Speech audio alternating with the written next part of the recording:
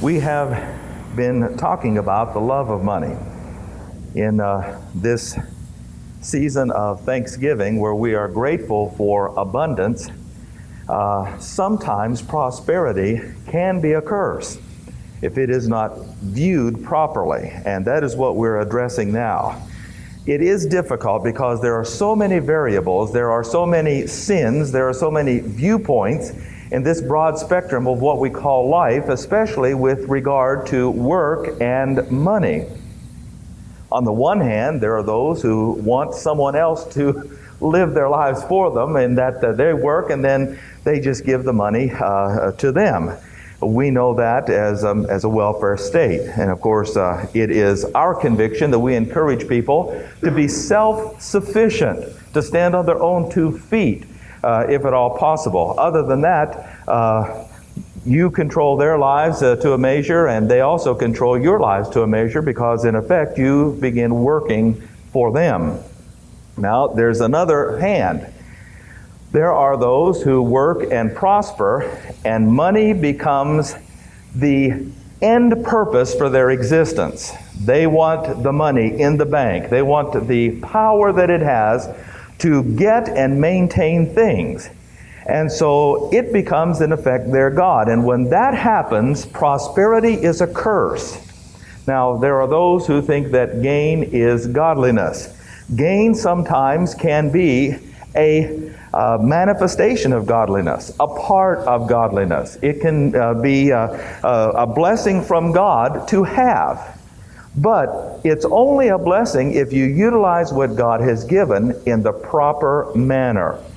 Now, therefore, we have come to the fact that Paul says that there's a problem with money. You say, Pastor, is that possible? Yes, it's possible. The problem is, it can be loved. And it is one of 3 words where the Apostle Paul attaches phileo, meaning personal love, that are detrimental types of love. All right. Now, hopefully we'll not have it squeal on us. I saw Stan turn up the gain. I turn it on and it will hurt our ears. Okay. It is the 3 types of love. Love for self, love for pleasure, and love for money. Now, though these 3 things are technically different and separate, they all coalesce for one and the same purpose. Love for self, the exaltation of self, the pampering of self, the love of pleasure, to make self feel good. But the way you have to do that is to get money, because money buys those things. Money can buy influence. Money can buy friends. Money can buy those things with which you promote self and give self pleasure. So, all of these 3 things, though, are said to exclude the love of God. The minute you love self, you don't love God. I'm talking about in an inordinate sense. Pleasures, you don't love God. Or money, and it becomes the driving force of your life. Now, specifically, the Apostle Paul uses a Greek word in the feminine, which indicates an inner love. Something happens in your soul with regard to your affection for a specific metal, silver. Now, it's not that gold and the other valuables are not included in this. He uses the love of silver because it's the metal of redemption. Either the money itself is indicated, or its purchasing power is indicated in this. It's what money can do for me. And so therefore you either hoard the money or you spend it. Now, here is the other hand. There are people who want to have the money itself, and then there are people who love the money and live beyond their means. Now, I know this, something that happened to a friend of mine in a town about 300 or 400 miles from here. He's a college graduate, went to Bible college and so forth. And he is married and has some children. And he got out of the ministry. I don't know where exactly it was that he had his eyes, except that he saw there was power in the credit card. He saw there was power and influence in money. This is a true story. Now, his wife had a job and he had a job, but he just kept on buying. It became an obsession.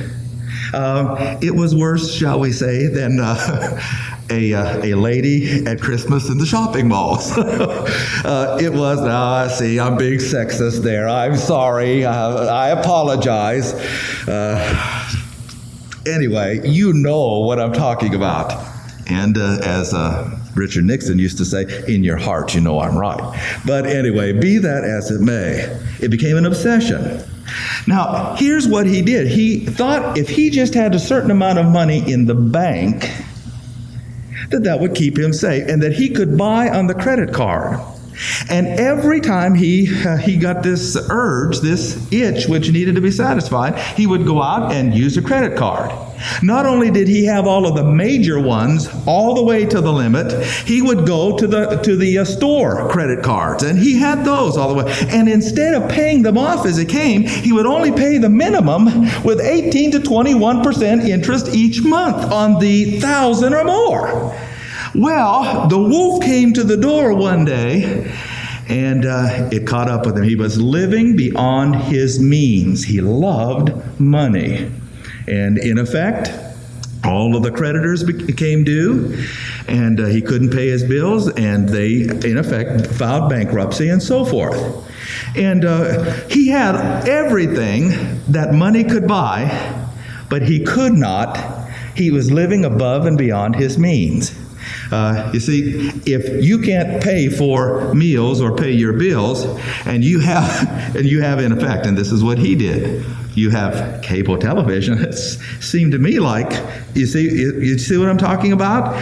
If there are things that you have that are not necessary, and yet you have them, and the normal, regular things of life cannot be had, cannot be paid for, you must learn to live beyond your means. Anything else is the love of money. It is the love of the purchasing power of money. But you know what money will do? It's just like any other false god. It will trick you and trap you and ensnare you and eventually destroy you. What do you have to have then with regard to money? You have to have impersonal love. Yes, it is valuable, but it's not the most important thing in my life. And based on virtues in my heart, you keep money at arm's length. You revere it despite what it is. It is simply material. But if you phileo or goria, you esteem it because of what it is. In other words, there is something that clicks in your heart with regard to that silver, then that money becomes your God in effect. So, we learned with regard to Lucifer's original sin. Illustration. He corrupted his wisdom. He rejected Bible doctrine. Now, why do we make this point? Simply because learning how to control your life, one of the fruits of the Spirit is discipline or temperance or self-control or self-restraint that comes spiritually. It's doctrine that you use to control your life. Now, Lucifer had 4 things that controlled him, all 4 of which could have been resolved by doctrine. First of all, we're going backwards, is traffic, his friends. It was more important for him to have his friends ooh and awe at what he was and what he had than to have God have a good opinion of him. Secondly, his mind. His brightness was what was rejected. He thought he was as smart as God. Well, he wasn't so smart after all. Thirdly, his beauty, his outer beauty with regard to his body. But the first thing that God mentions in the list, actually, is his money. It's in the word merchandise in the Hebrew. And again, money itself or the power, what money can bring. Don't live beyond your means. Now, this is known in the scriptures as covetousness. But we're going to look at 2 definitions here. And the first is a word that you need to be familiar with. It is the word avarice. It is a greedy desire. Now, we're doing this in the English simply because the English definition of covetousness, simply because there is a correlation. What is it to be avaricious as such? It is to have a greedy desire. It is the desire to gain wealth. It is the desire to control wealth and so possess it that that becomes the reason for your life. And there are people like that. Instead of using wealth appropriately, normally, in the manner God intended, getting it, controlling it, and possessing it. Note I put the word keep there, because that's what they want to do. We're talking about the other end of the spectrum where money is so important to people that they'll not let go of it. We call that being tight-fisted or what have you. It becomes an obsession, and that's why we have the word inordinate there. Not according to the rules. It's not normal. It's over and above the normal. Yes, we must, in effect, save money. There must be a consistent plan of putting money aside and allowing the money to work for us, whether it be with a savings account or other investments and so forth. But it's not more important than the neglect of your family or the cause of Christ. That money is not more important than that. And when it becomes so important that you hold on to it to the neglect of other things, that's avarice. Now, in the scriptures, it's called covetousness. It is the Greek word pleonexia. Now, two words combined. The one means to have a greater quantity or quality. And the other means to have and to hold. So therefore, this particular word means to have a desire to have and to hold a greater quantity than somebody else, and most often what rightfully belongs to them. Now, let's get a principle here. With regard to payment, it is not wrong to seek things like bids and to get the best bargain. And by the way, sometimes it's not always best to go with a cheaper bid.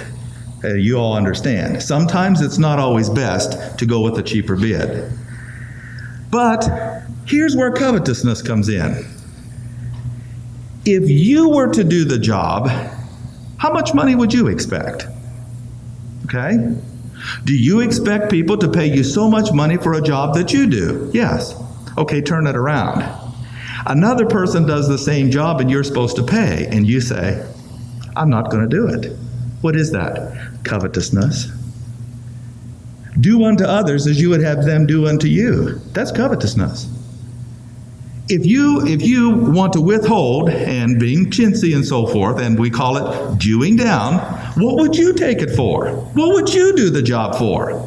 Are you trying to get them to do the job for less than what you would do it for? Now, that hits home, doesn't it? Do unto others, exercising impersonal love. If you would do it for a certain amount and you turn right around and ask the other person to do it for less than what you would do it for, you don't love that person. You're not interested in their well-being. You're interested in what? Money. It rightfully belongs to them. They did the job for a certain amount of pay, but you don't want to give it to them. Does it belong to them? They did the work. Now, we've had a situation just recently in our own church where the reverse was true, where there was a situation where the person gouged us, and you had to take some action and so forth with regard to it. There was an excessive amount charged. The reverse was true. If you would have asked that contractor, would you pay that amount for that? They would have said, well, no. What were they doing? Gouging. What is that a result of? Covetousness. It's wanting to have and to hold more than what rightfully belongs to them, but it rightfully belongs to another person. That, of course, is stealing and extortion and the like, and it all goes together. But the point that I'm trying to make is this. When it becomes more important for you to have and to hold something, as far as you should give here, do this, pay your bills, and pay accordingly or correctly, then if you don't want to do that, then it becomes a matter of covetousness. All right. Now the problem with that is that money can become literally a curse. Verse number 25 in Deuteronomy 7.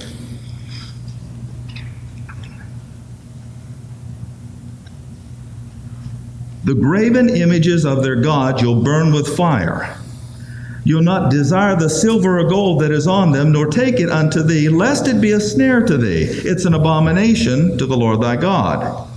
Neither shalt thou bring the abomination to your house, lest it be an accursed thing. You'll detest it, you'll abhor it, because it's an accursed thing.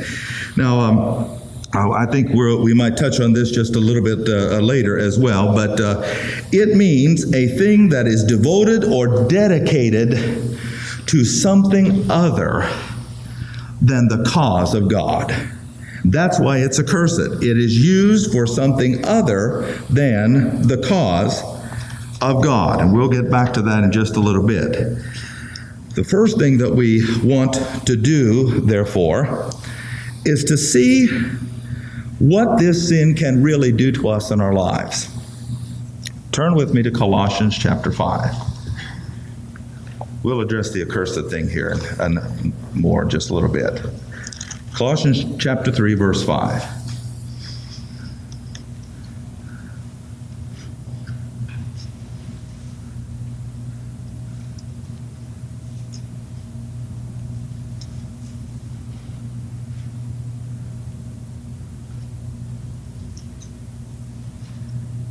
When money becomes more important than God, for example,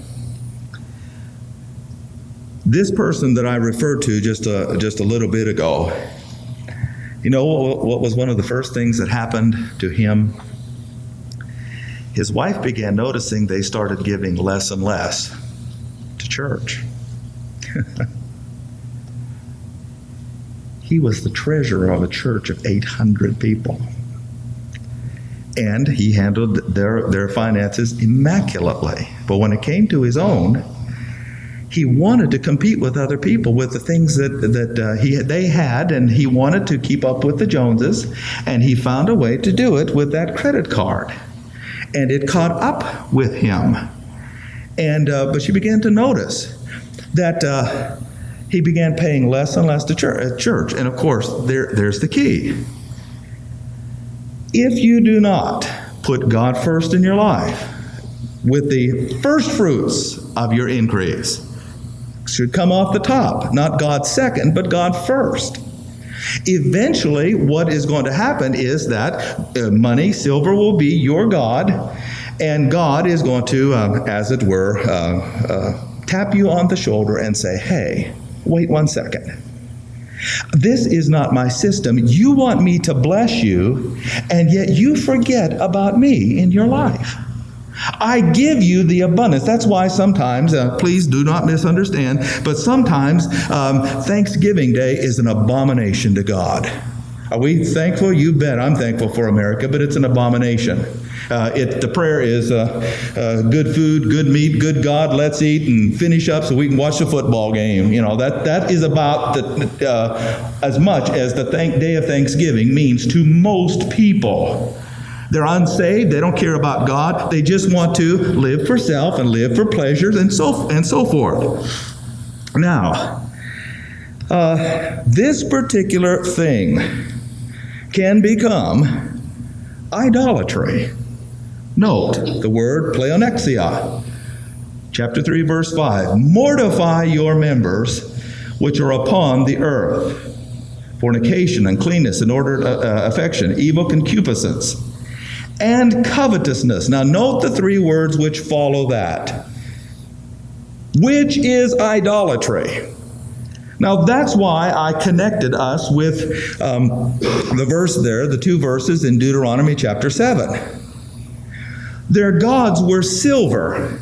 And in Old Testament times and ancient times, when somebody wanted to have a god give them a specific blessing, they would construct that god out of the material and fashion it like the blessing they wanted. For example, Artemis in the scriptures was a fertility goddess. And she was made or fashioned with many breasts because they wanted children, many children. So they would pay deference to her, and they fashioned her out of silver, Acts 19, and in order to get her to give them or bless them for children, the gods of wood and stone and so forth, with reference to the fields and blessing their crops. But they had as well gods of silver, and that indicates money and a purchasing power. It becomes, in effect, idolatry. Now, you might not have the silver in front of you, but it's in the form of a greenback or a plastic card or something that becomes more important to you than God. Now, there is a problem with that. Luke chapter 12.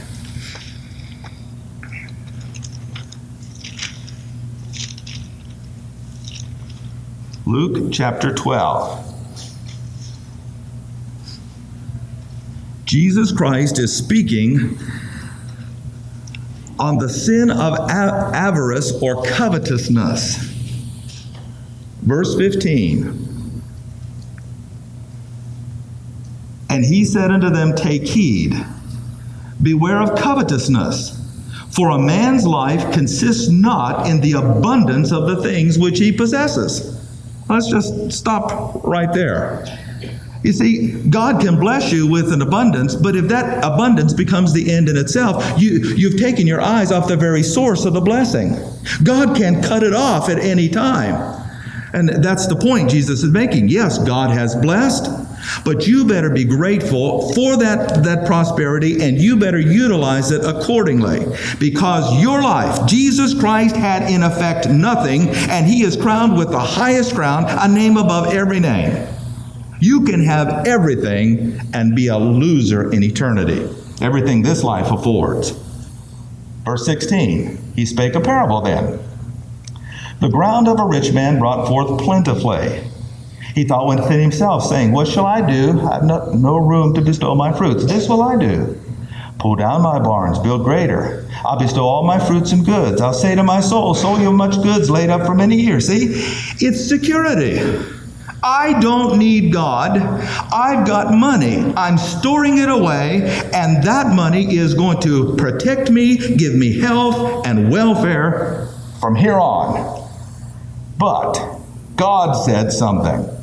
You fool, this night thy soul shall be required of thee. Then whose shall those things be which thou hast provided? Sure, you worked hard, but you left me out of your life. Now again, that is the definition of evil. In order to love self and pamper self, you have to put something else first before God, and that is money. And that's what this guy did. Note, Jesus said, and here's the point, so is he that lays up treasure for himself and is not rich toward God. Now, note the qualifier. Laying up treasure, saving accordingly, is a Bible principle. But doing so and being tight-fisted and leaving God out, not paying your due, not paying what he requires, is avarice. It's covetousness. And so therefore, you're not rich toward God. And in effect, you are an idolater. Your silver becomes your God. It's more important to you than God himself. And that is absolutely wrong. Now, let's move on here. Let's go to the book of Romans, chapter 13.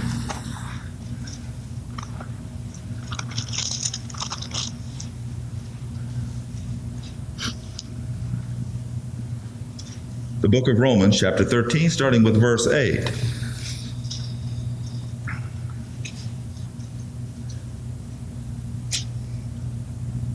Owe no man anything but to love one another.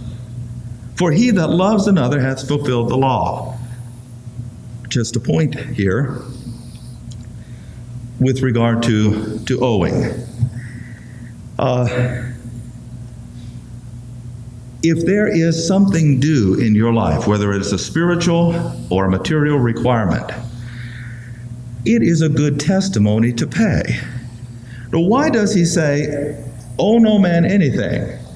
This is the prohibition against living beyond your means, and it is a prohibition against just sitting back and doing nothing with your life.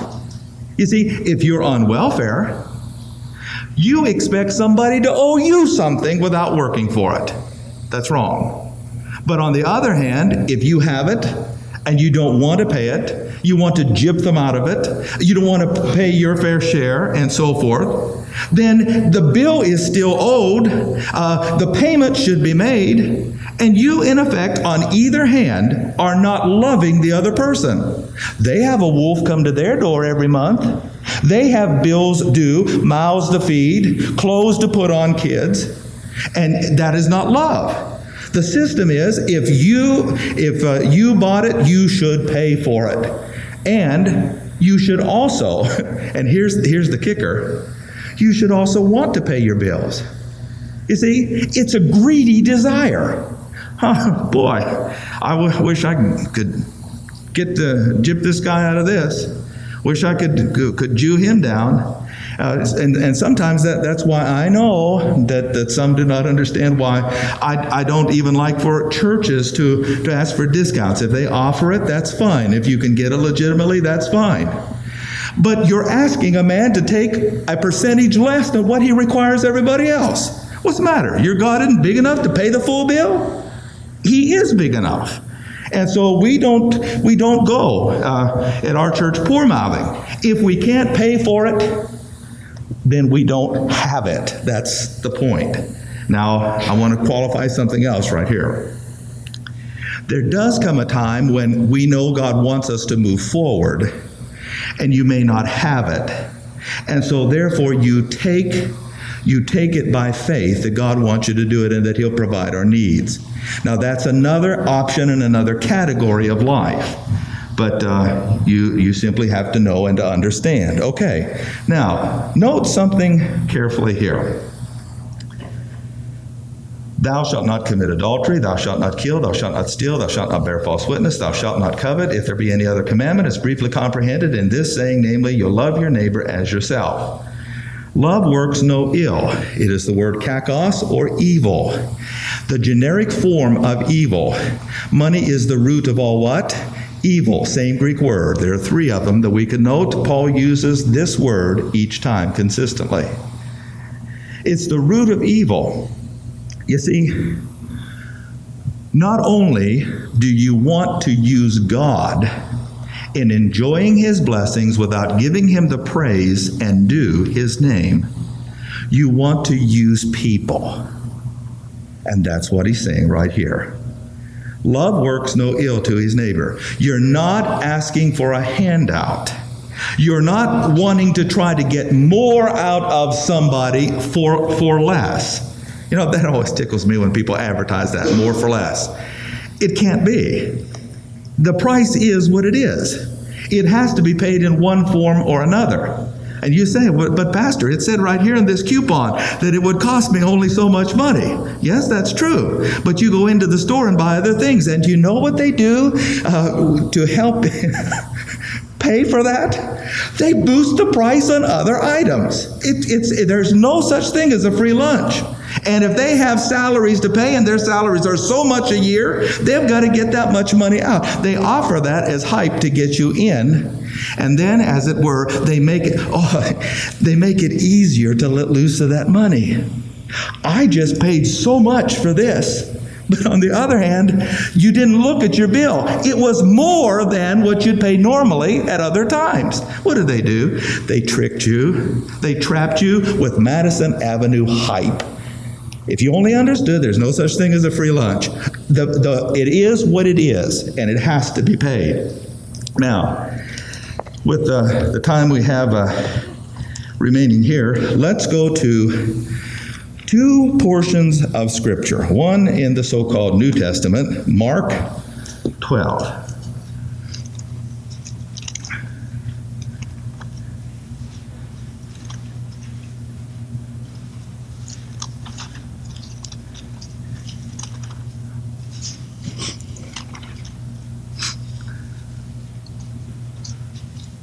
Mark 12. We'll begin reading with verse number 28.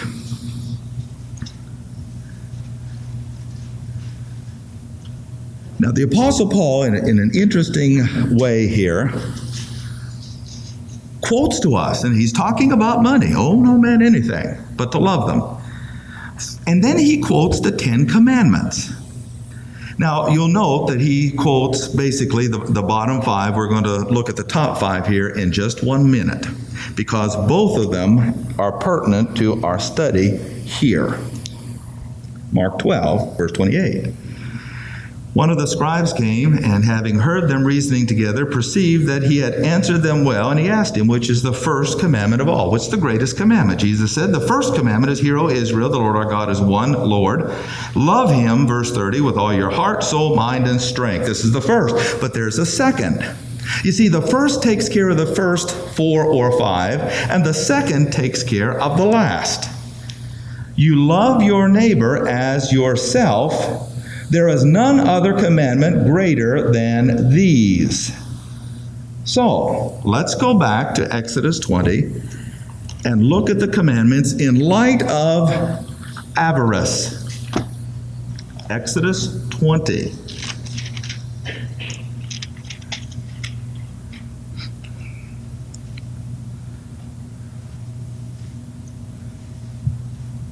All right. Commandment 1. We're going to take the first 5 with point 1 here. It becomes idolatry. The minute you put money before the true and living God, you have put money before God. Thou shalt have no other gods before me, instead of me, in place of me. No other God that takes priority to me.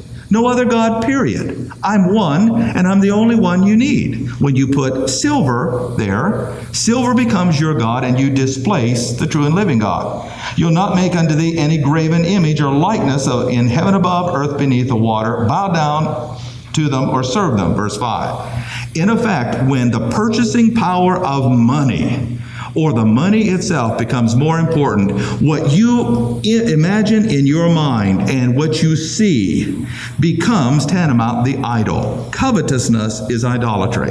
If it's more, you've got to have that, but you can't give to God, live for God, what have you, unless you put this money first, then it's idolatry. Verse number 7. Thou shalt not take the name of the Lord thy God in vain. He'll not be held guiltless that takes his name in vain. How can you take God's name in vain? You put a dollar bill in front of you and say, there's God. You ascribe the name of the true and living God to something called money. You say, that's my God. You've blasphemed the name of God. That's how you can do it. So commandment 1, commandment 2, commandment 3. Then remember the Sabbath day to keep it holy. 7 days you work and so forth. The point that God is making here is that there are 6 days to earn money and then 1 day given over for spiritual pursuits. There are some people now that want to live so high on the hog, they have 2, 3, 4 more jobs only to try to keep up with this so-called perception that they have that the Joneses are going to get ahead of them. And so you know what they do to church? They profane it. A day that should be God's day, they live for themselves. Now again, there are some aspects of work that make you miss on a Sunday. I'm not saying that. We live in the dispensation of grace. For example, people who work in hospitals. We've talked about law enforcement officers. Obviously, people don't all go to church on Sundays, and they're out there and they need protection. So there are bona fide excuses for that. Don't misunderstand. What I'm talking about is letting God out of your life, all in a pursuit of the God called money. Now, let's note the last one, starting with verse 13, and take the last 5 here. Thou shalt not kill. Covetousness means that you want to take something that rightfully belongs to another. If somebody is in your way for promotion, I wish he'd drop dead. Thou shalt not kill. You see, taking his life so that you can enjoy what is rightfully his in life is killing them, murdering them. Not commit adultery. Taking a spouse of someone else for your own pleasure, enjoyment, lover of pleasure. Verse 16, not bear false witness against your neighbor. If you can't have it, you devalue what they have. Or they legitimately deserve the promotion and you start a lie about them so that they can't get it in favor of you. Getting the position, meaning more money. And lastly, not covet. That, of course, has this whole thing. Do not want to have and to hold more than what rightfully belongs to you. See, if you have a certain amount of money, and God says a certain amount of money, say, is to go to church for the function of church, and you say, well, no, I'm not going to give that amount. Okay? Does it belong to you? No, that's God's money. If you've got a building, does it belong to you? No, that's that other person's money. It is trying to have a greater means, a greater amount of money in the bank, taking what rightfully belongs to someone else. And that is covetousness. What does it do then as we go back to Romans 8, and we'll conclude this portion? To God, the sin becomes idolatry. Against others, it becomes evil. That's why the Apostle Paul concludes, love works no ill to his neighbor. Therefore, love is the fulfilling of the law. How you view money is a critical issue in the spiritual way of life. It is important. It is to be held in esteem. It is to be utilized correctly. But there are two things on the spectrum, and there's more to deal with, and we'll deal with it tonight and then later on. One is, do you expect somebody else to give you money without work? That's wrong. Sometimes it happens because of situations in life, fine. But the rule is, we face life, own up to our own lives, become self-sufficient as much as possible, and live our lives accordingly. But then there's the other hand. God has prospered and blessed above and beyond. And yet, instead of utilizing the money as you should, having it becomes more important than having God's blessing and favor in your life. That's why Paul says, for the love of money is the root of all evil. Definition of evil? Having the best of this life, all that money can buy, without having God's say in your life.